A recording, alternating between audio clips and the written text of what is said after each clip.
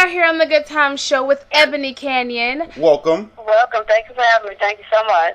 You're welcome. You're welcome. Now, a couple of days ago, we talked about the story of Ebony and, the struggle that she went through and the tragedy. And we just wanted to get you on the show to hear the full story and the full detail of what really happened. Absolutely. Because on Wednesdays, just to say this, on Wednesdays, we call it Wild Wednesdays. And your story is truly like wow. When the princess brought your story to me, I was... Right, it is. Yeah, I was at awe. So definitely go ahead and take us through the entire situation. Okay, what happened was I was out with myself and my sister and a couple cousins of mine, and it was the weekend before my birthday, and, we went out and was celebrating my birthday, so we get home to my sister's house, and there's a car in the driveway, and, of course, it's like 2:30 in the morning, so, we're trying to figure out who could possibly be sitting in the driveway all the way up in the driveway on top of that.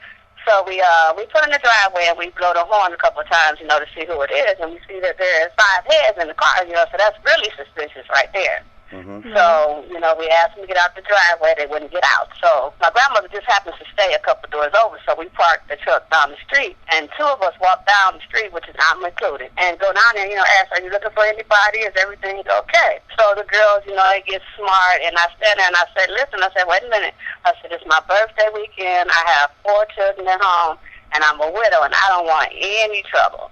And, of course, there's always somebody in the bunch who has something to say, and this and that. So that right there didn't sit right with my sister, so she asked them to leave in her way.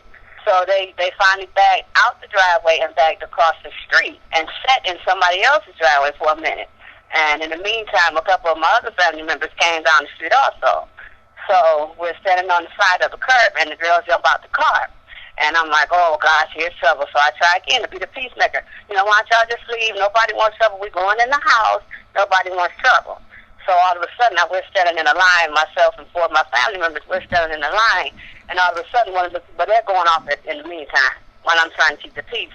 And all of a sudden, one of the girls attacked me, and all of them follow in, and then my family helps. And my nephew runs out the house in the midst of it, he helps break it up or whatever.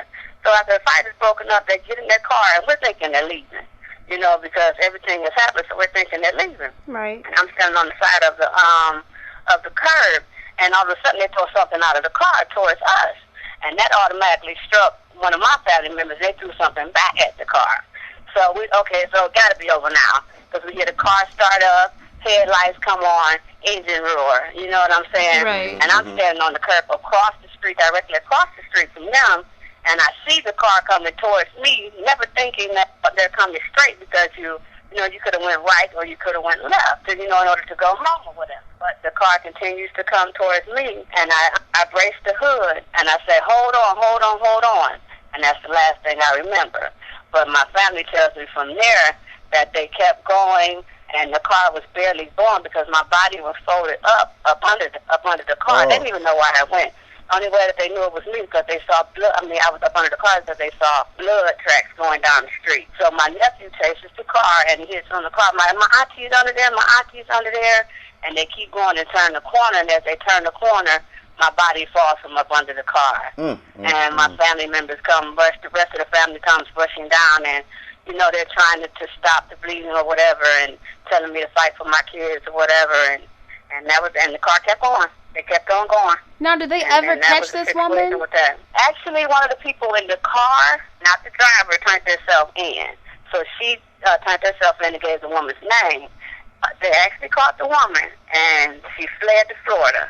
And they went down to Florida and got her, and they brought her back and gave her a high bond, and she put in for a bond reduction. And they granted her that, so she's now out on bond and wants a trial because she says she didn't do it on purpose. Wow. So trial starts next month. Wow. So yes, it's amazing. Now, it's amazing. through this, you was taken to the hospital, and correct me if I'm wrong. Mm-hmm. The doctors told you that you would never walk or talk again. Right. They told my family that I probably won't walk. I probably won't talk. My phone is going crazy. I probably won't talk.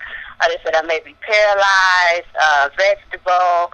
All kind of things that they told my family, that may happen.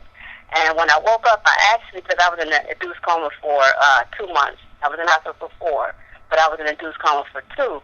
And when I woke up, I couldn't feel from my neck down. But as time went, I started to get feeling back, and now I can feel everything besides my feet. But it's coming back. Wow. That is amazing. And I followed you on Instagram, and I seen all your pictures, and you're up walking, and I seen you posted a picture and you said my little silver tool, but it's only temporary. And you're up walking, doing fine. I'm good after so much. Like I said, they put me together like Humpty Dumpty. Those doctors was playing. I suffered. What did I suffer? 7 broken ribs, a broken leg, broken pelvis, dislocated spine, which has rise in my spine, my pelvis, and my leg, a fractured jaw and shoulder. My back was actually gone and tattooed with the asphalt from the ground on my back. And the left side of my face was kind of peeled up, and that had to be sewed back on. I lost 3 teeth. I nearly bit my tongue off. That had to be sewed back on. And I'm a miracle. God worked through those doctors and their hands and guided them the correct way, and they put me right on back together. That is beyond amazing. Yeah, I'm not even kidding. You have an amazing story. We couldn't, it's an honor to have you on our show. I just wanted the world, the world that didn't hear about this story to hear about this story, because God is good. And at the same time, it also teaches us that doctors don't know everything. Exactly. God has the last say so. I tell you that.